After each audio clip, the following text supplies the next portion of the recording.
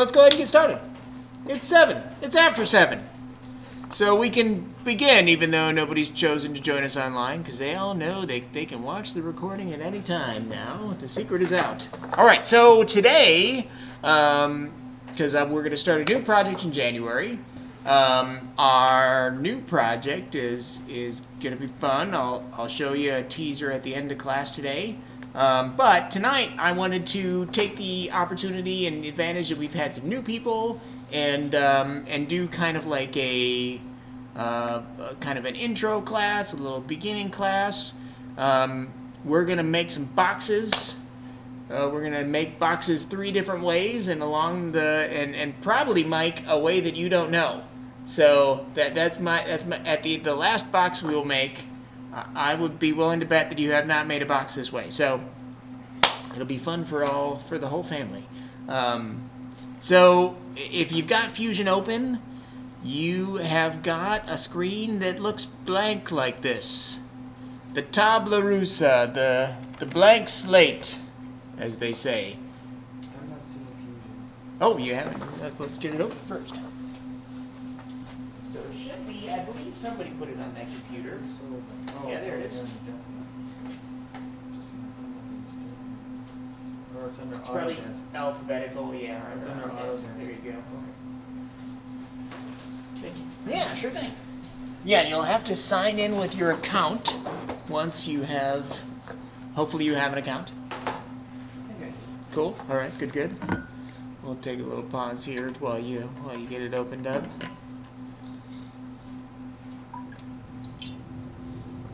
And then somebody else is already on the blank slate. Sweet, the blank slate. All right, so all of our tools, as some of you know, are on the very top here. All of the tools that we will use to draw and make shapes. In general, we use these menus from left to right. It's just kind of a general rule of thumb. So I guess it's not always true, but most of the time all these menus are kind of meant to use from left and right, I find.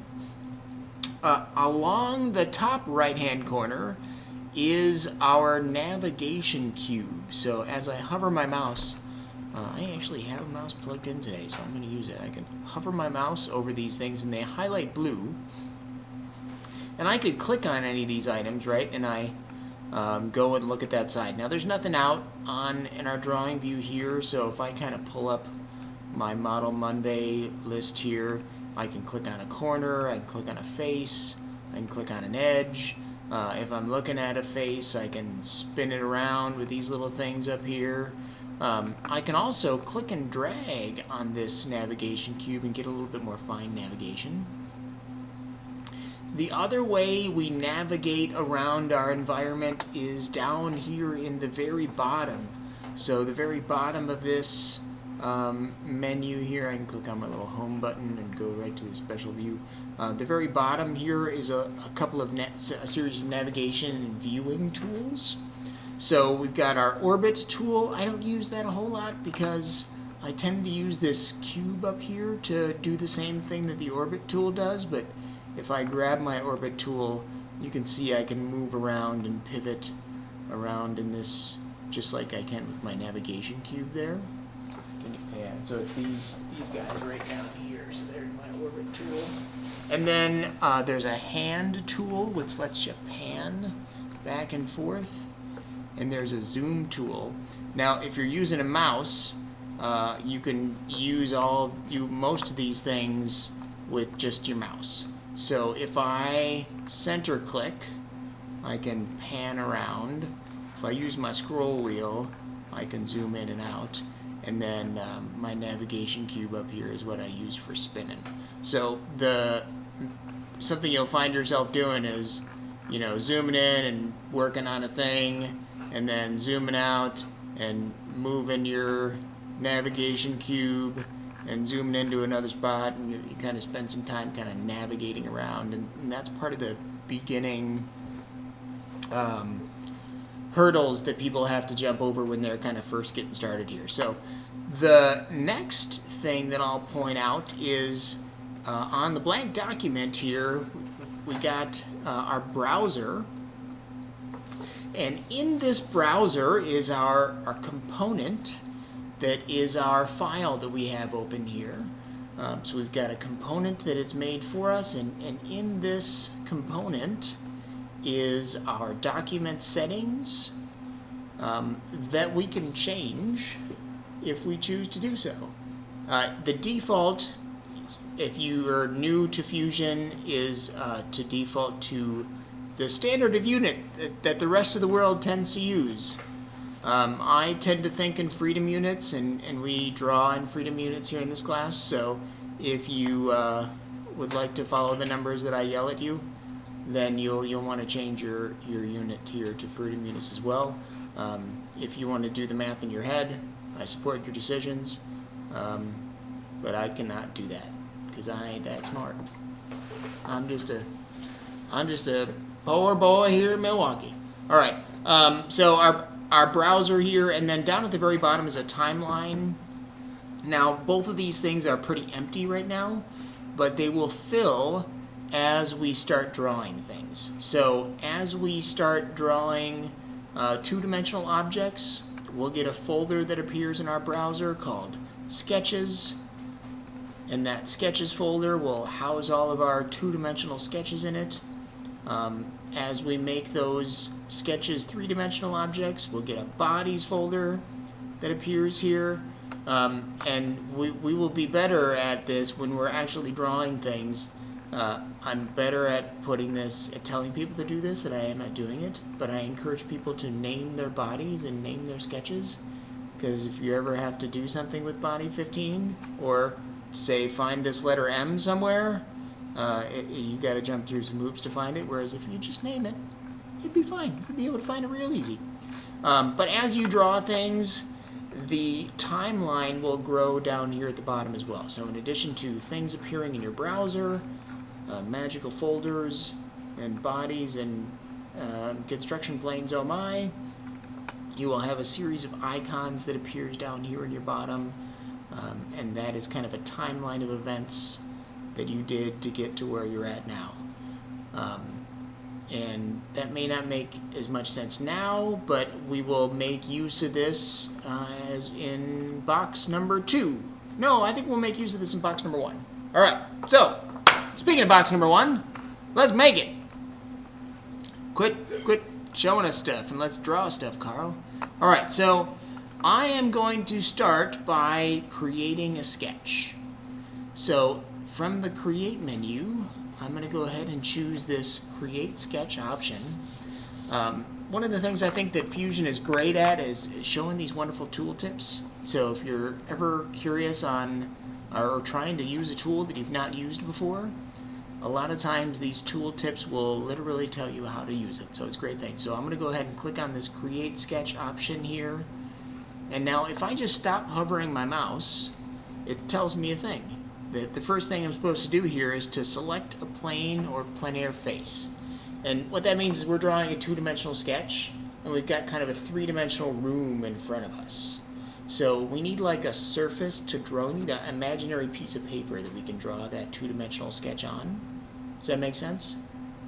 And the selection under that is Create Form. I'm just wondering why we chose sketch versus form or component. well, a form is like a weird. It's like a.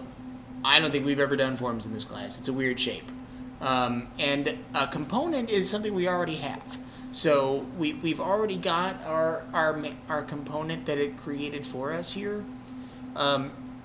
In general, we tend to draw like single part projects sometimes.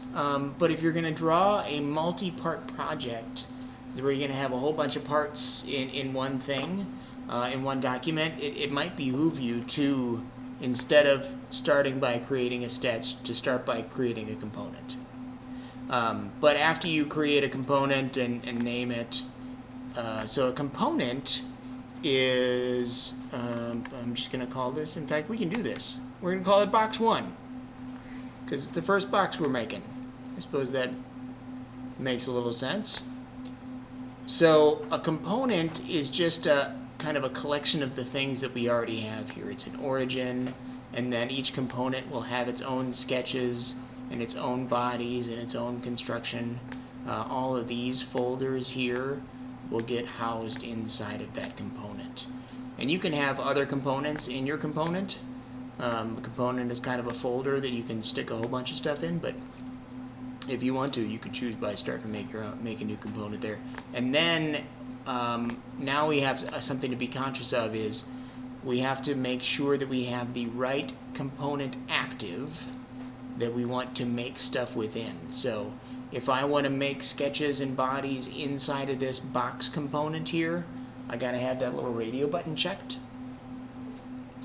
If the radio button up here is checked for it says unsaved right now, this is like my main document component.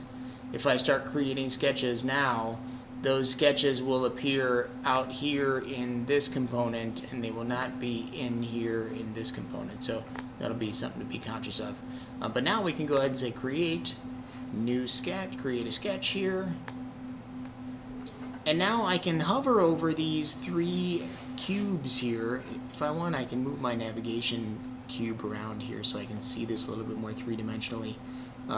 So you can kind of see what you're working with there. Those are those imaginary sheets of paper that I was talking about that you can click on to start making your box shape. And I'm just going to go ahead and pick one. It doesn't really matter a whole lot which one you choose. And we'll see all of our tools at the top have changed. So we now have all of our sketch tools here at the top. We've got our sketch palette open here, our little sketch palette window. And this is your clue that you are what's known as editing a sketch. So editing a sketch, creating a sketch, kind of the same thing. Oftentimes you will go back and edit a sketch you've already created, so that's kind of why I tend to call this editing a sketch. But we've got all our sketch tools up here, so now our create menu, instead of being full of a bunch of 3D tools, it's full of 2D tools. So we can hover down here to this rectangle option and then choose, for example, to make a 2-point rectangle. I'm going to go ahead and place one of the first corner, because if I stop moving my mouse, it just tells me place the first corner. So I'll place the first corner of my rectangle by clicking, and now I'm moving my mouse out. It's not a click and drag. It's a click one time and then move. Now when we have numbers visible here, I always encourage people, once they see numbers, they should let go of the mouse and embrace the force. And by that I mean you should use your keyboard and you should type numbers in. So the first box or text box that's highlighted for me is the horizontal box here. So if I just type in 4 inches, and then I bounce back and forth between multiple measurements in a sketch by hitting the tab key. So I just hit my tab key and I can bounce back and forth between those 2 measurements. And I encourage people, like, once you start typing numbers, just use the force of your keyboard and just don't forget the mouse at that point. Alright, so you can bounce back and forth with the tab key, and now to complete that square that we have made, enter. Pat yourself on the back, you've made a square. Alright, so that's really all we need to do to make a box. We can do all we need with just this box right here. So I'm going to go ahead and click on either the Finish Sketch icon in my sketch window, or there's a Finish Sketch checkbox at the top right hand corner. One of those things will get me out of editing that sketch. And now, like I mentioned, our browser in our box 1 component has grown by exactly 1 sketch folder. And in that sketches folder is a sketch. And like I said, I encourage people, do better than me.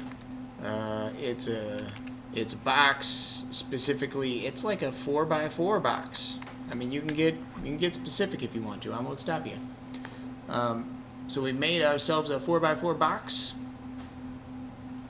And now we can extrude said box. So if we grab from the Create menu, we can come down to this Extrude option, and we can extrude it.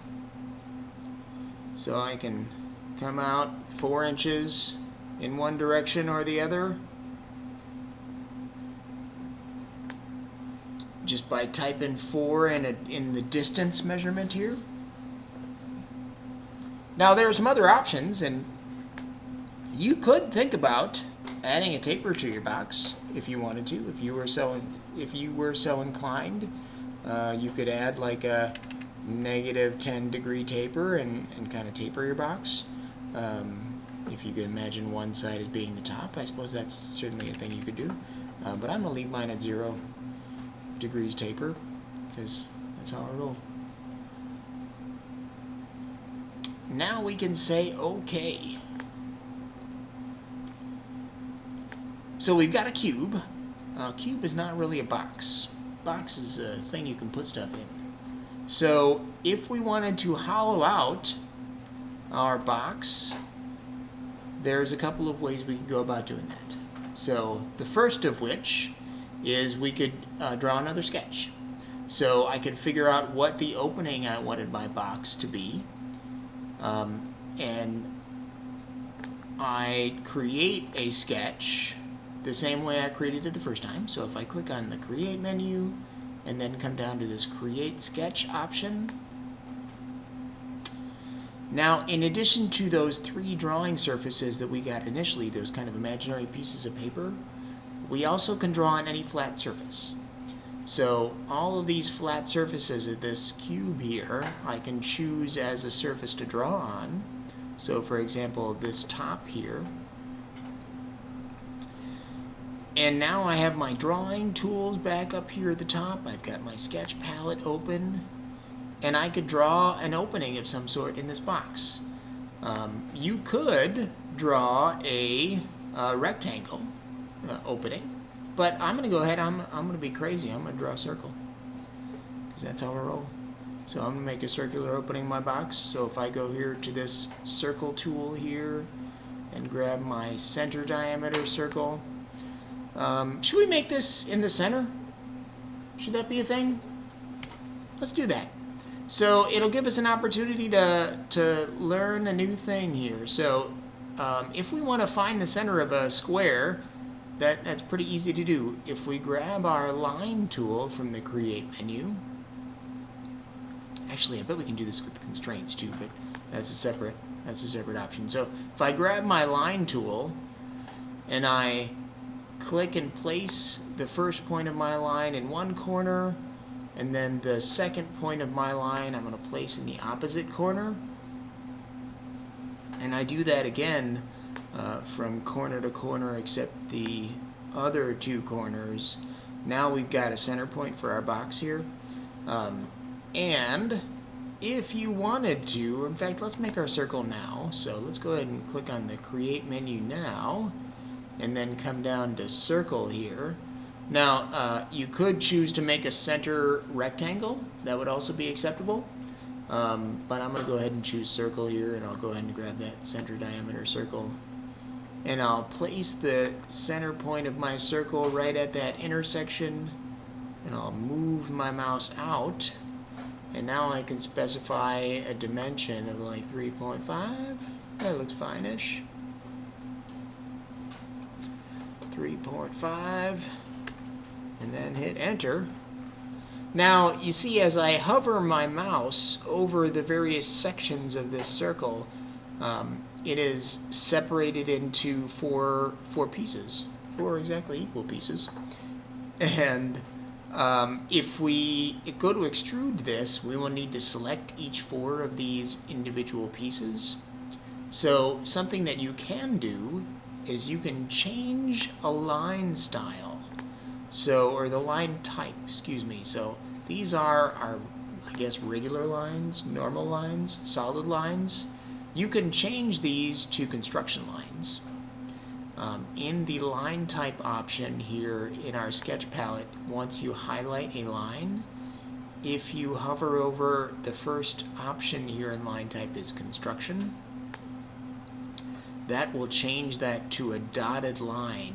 And now you can see as I hover over the sections of this circle, the dotted line does not divide my circle up into 4 pieces, so it'll afford me a little less clicking later if I turn those into construction lines now. And then I'm going to go ahead and say finish sketch. So if we wanted to make this box, make this circle an opening in our box, we could do that by using the extrude option. So just like we extruded our box the first time, we can use this extrude option again.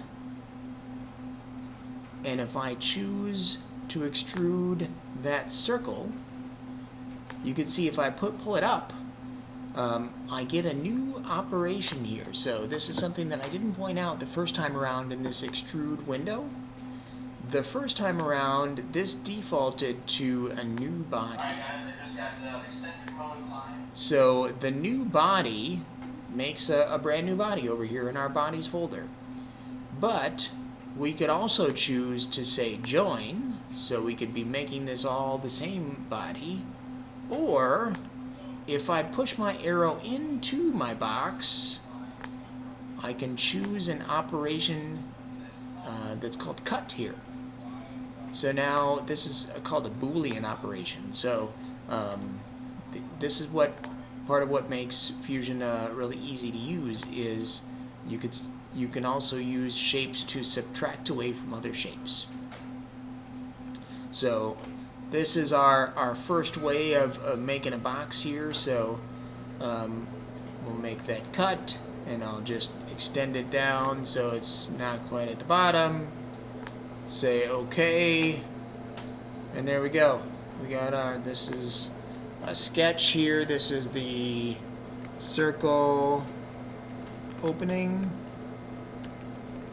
and this is, gosh, what do we call this box? It's box with circle.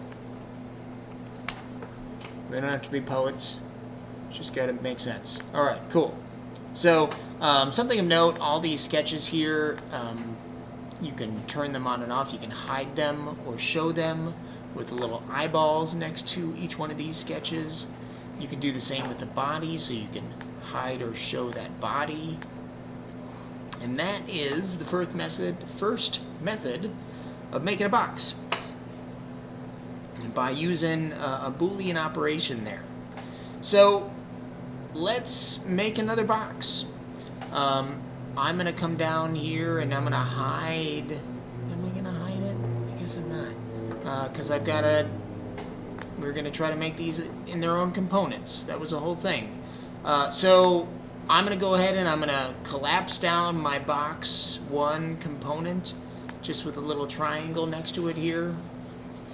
If I come up and make my unsaved document my active component, now I can make my second box component by coming to the Create menu and choosing New Component.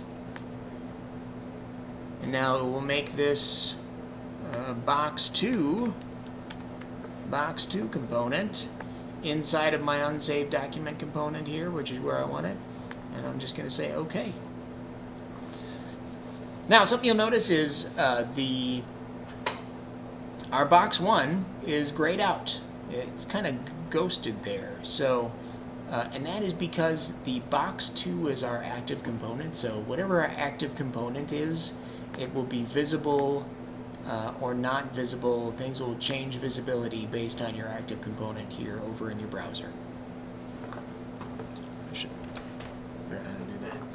No, the other way.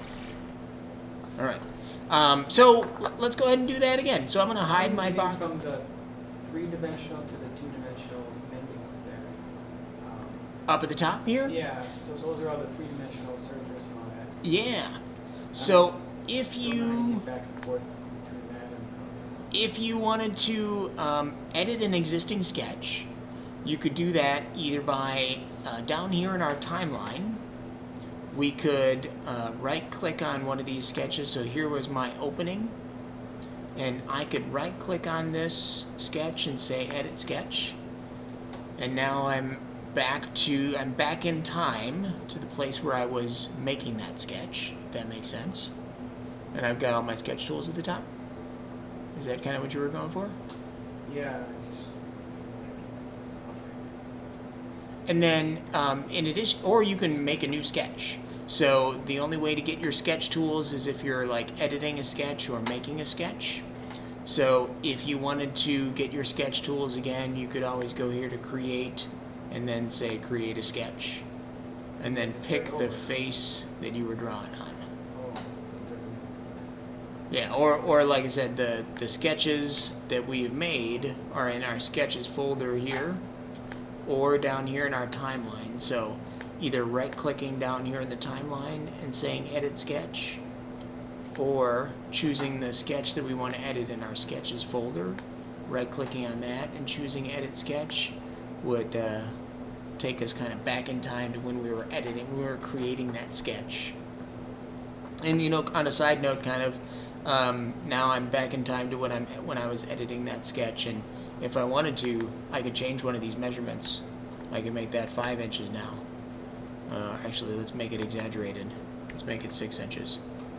And if I say Finish Sketch now I go into the present, where I now have not a cube, I've got a rectangle.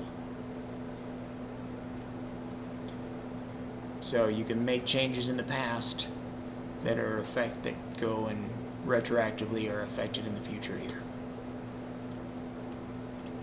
Alright, box 2. So I'm going to highlight the box 2 component. I'm going to hide my box 1 component. I'm going to make a sketch. I'll click on the Create menu, and then I'll come down to, in fact, you know what, let's do this all completely different. So instead of making a two-dimensional sketch and then extruding it, let's go ahead and just make a box right off. You can make three-dimensional shapes right off the bat. So I'm going to come down here and choose this box option from the Create menu. Now, I guess for some reason you need to pick a two-dimensional surface to draw your three-dimensional box on, which kind of makes a little sense. But so you have to pick one of these surfaces to draw on. It doesn't really matter which one because we got nothing drawn. So I'm going to go ahead and pick one of them. And now it says to place the first corner of my box. So I'm going to place the first corner right at my origin here. And now I'm going to move my mouse out. And now at this point it's kind of like we're making a sketch, right? So this is very similar to the first time we made our box. So I'm going to make this a 5x5 box. So just like making a sketch here, so we type in 5 and then hit the tab key, and tab bounces up between the two measurements. And then if I hit enter one time, now it goes ahead and it gives me this box window, I guess you could say. And now I've got a bunch of different arrows, so I can drag out my arrow forward and make myself a 5x5 cube. I also have these new arrows that are present on the side here, so I can change that size of my original sketch, kind of, when I'm making my box. In addition, I've got like a length and a width and a height over here in my window, so I could choose options there in my window, my box window as well. Alright, so I'm going to go ahead and say OK. Now, if we want to make the opening of our box, there's a simple way we can do that. So there is in the Modify menu, so normally we start in the Create menu, we make stuff, and then one menu over in the Modify menu are ways to modify the things that you've made in the Create menu. So if we choose from the Modify menu, the fourth option from the top is called the Shell option. So this Shell option It removes material from a part interior, creating a hollow cavity with walls of specified thickness. That sounds like exactly what a box is. So I'm going to go ahead and choose that shell option. If I choose just one face of this box as the face or body here in this shell, and then specify a thickness, like 1/8 of an inch, it goes ahead and makes a perfect 1/8 of an inch box all the way around. Right now, the direction that it's making this is inside, but we could choose to make that outside, so it depends on if it's the difference between modeling the interior space that you want your box to encompass or modeling the exterior space that you want your box to encompass. It's up to you. And I'm going to say OK. So this is the third way we have to make our box here. I wonder, do we need to pick a... If I choose... That's pretty cool. Okay, so, side note, if you wanted to, I'm gonna go back here. I'm gonna edit this feature in my timeline here. This is my shell feature. If I right-click on that, I can choose Edit Feature. So anything that's down here in your timeline, you can right-click on and say, hey, I want to go back in time, and I want to change something about that. We chose to give our box an opening, right? What if we want to have our box have a top? We want to have just a hollow cube for now, right? So instead of this faces and bodies option here, instead of picking this face, I'm going to pick the body over here in my browser. So instead of clicking on the face to choose it, if I choose the body here in my box2 component in my bodies folder, and now it's got that same inside thickness of 1.125 inches. If I say OK, now it has made that box hollow. You just can't tell. And I'll prove it to you with the next step. So the next thing that I want to do here is I want to kind of cut this box in half. And we're going to do that by creating a sketch that we'll use to cut this box in half. So I'm going to go ahead and I'm going to create a new sketch. So I'll go ahead and say create sketch. I'm going to choose one of these faces to create this sketch on. And I am going to make myself a curvy line.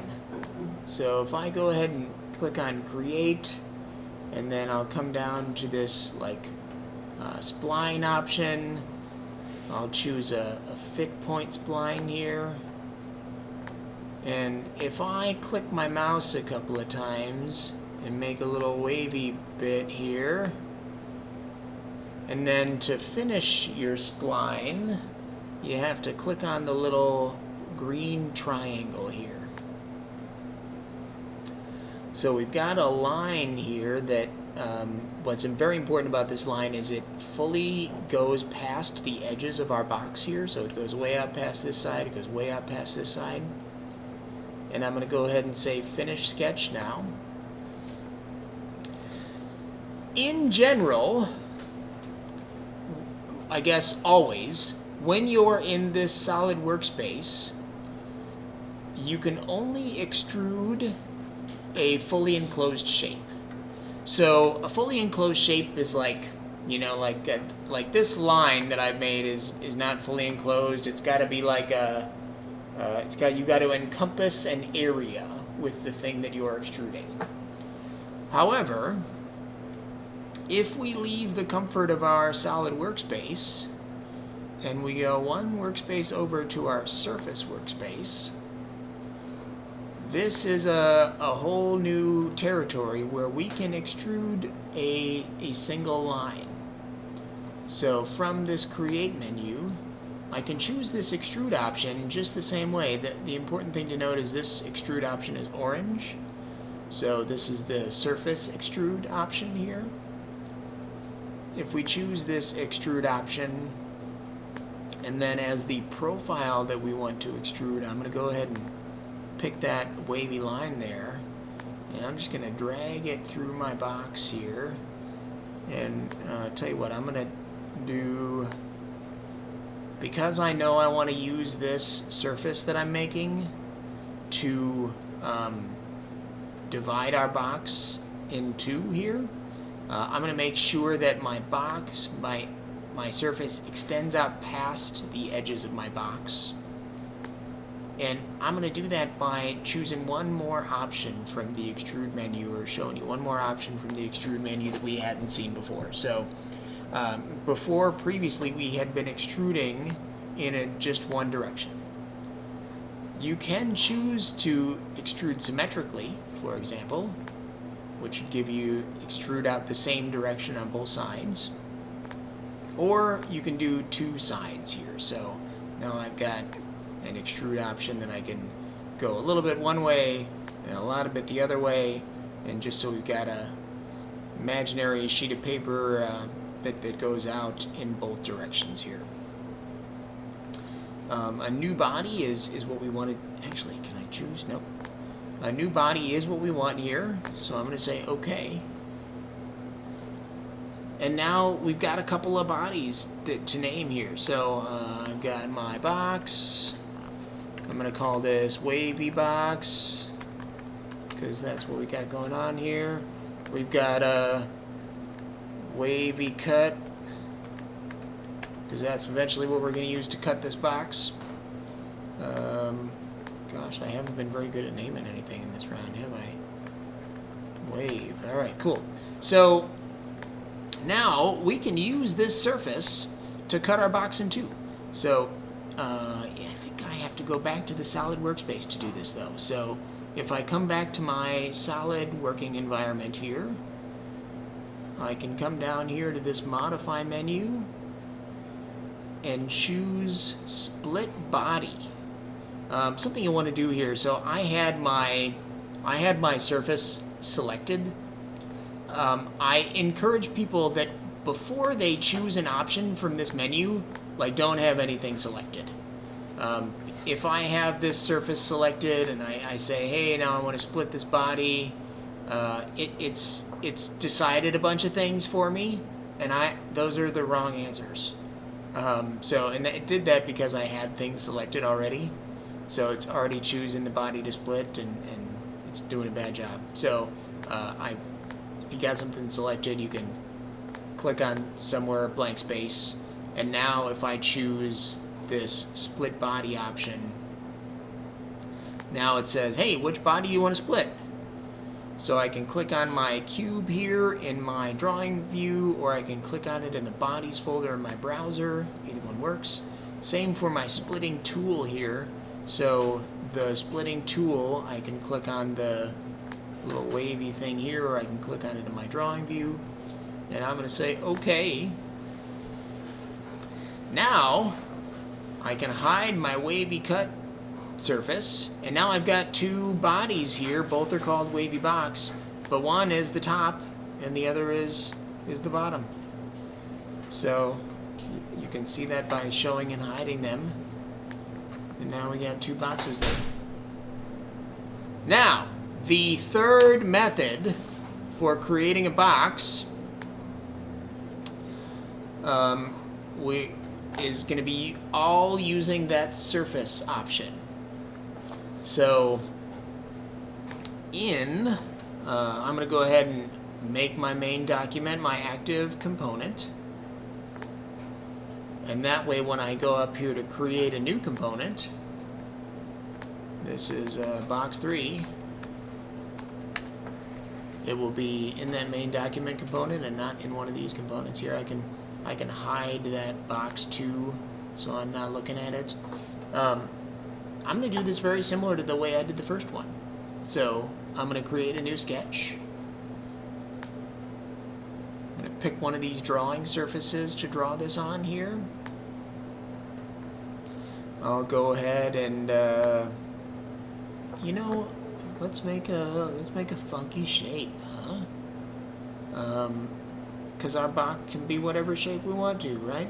So, and that's where I think this surface method really shines, is when you want to have like curvy shapes. So if I choose this fit point spline option here, gosh, is this going to bite me in the butt? Sometimes I go off script, and it ends up biting me in the butt at the end of class. Mike, you know what I'm talking about. And I'm going to make a weird shape here, and I'm going to intentionally try to do something that I'm not sure will work, because that's fun for me.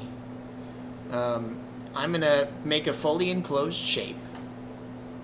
So I've just placed a bunch of points pretty randomly, and I've made a fully enclosed shape there. I guess that is important. It does need to be a fully enclosed shape for this to work here. And you know, something you can do is you can move these points around after the fact. So after I've made this, if I'm not happy with my weird curvy kidney bean shape, I can click these points and I can move them around until I'm happy with my strange kidney bean shape. And then I can say finish sketch. So now I've got my weird shape here. Now let's, instead of extruding this here, let's go to our surface workspace again.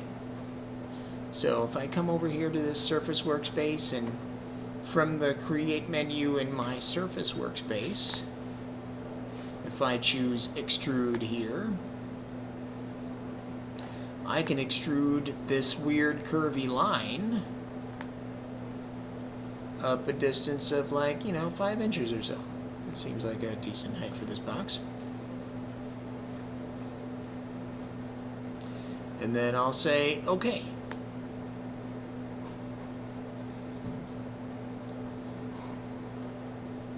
Now we've got some walls for our box, but we don't have a bottom or a top.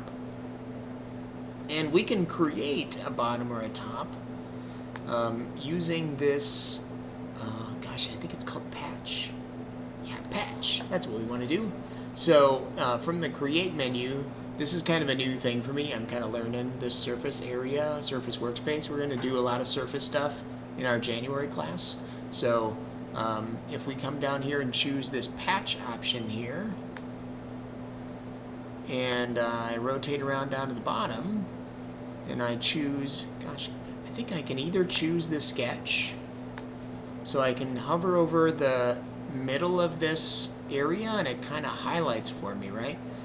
So I can pick that, and that certainly works. It gives me a profile highlighted there. But I think I can also, if I have my sketch hidden, I'm pretty sure I can also, yeah, I can pick an edge. So if the sketch, if you don't have a sketch there, or if your sketch is hidden, you can choose the edge, and that will patch that up. Now, something to note is these surfaces, they have 0 thickness. They're kind of like imaginary. They're not like even a piece of paper has thickness, right? These surfaces have 0 thickness. They are mathematically nothing. So it's something to note. But they do have a front and a back. So they have an inside and they got a front and a back face. The back faces are the yellow faces. The gray faces are the outside faces, or the front faces. So if I say OK here, I'm going to mess mine up, because later, so if your box if your box looks like this, where you can see from the outside of your box, you can see yellow and gray, you will need to do a thing.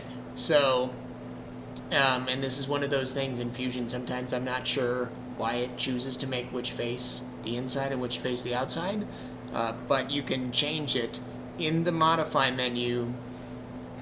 We can come down here to Reverse Normal. So the normals of your surface are like the inside and the outside, or the front and the back, that kind of thing.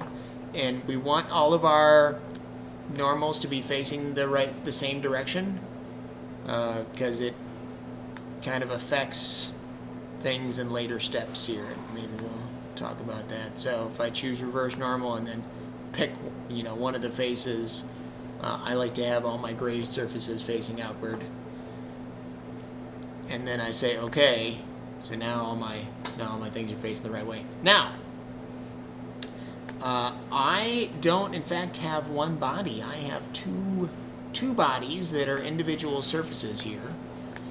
And in order to join these surfaces together, we have to use the stitch option. So we've got two imaginary surfaces that we're going to stitch together from the Modify menu. And we have to, I think I have to choose a stitching, I have to pick the surfaces. So here, if I just stop moving my mouse, select surfaces to stitch.